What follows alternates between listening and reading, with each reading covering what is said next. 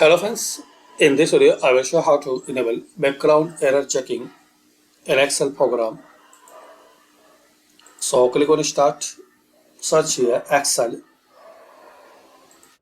open Excel.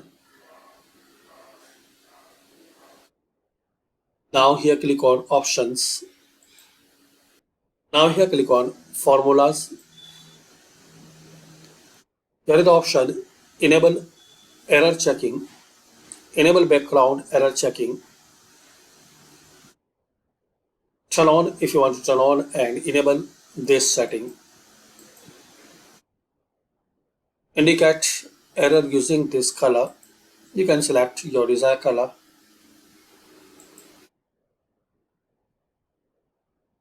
Then click on OK.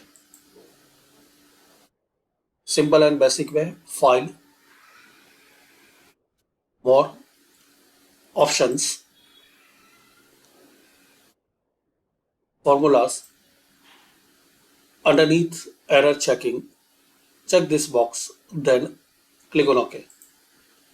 That's it. This is the way you can enable background error checking in Excel. Thanks for watching.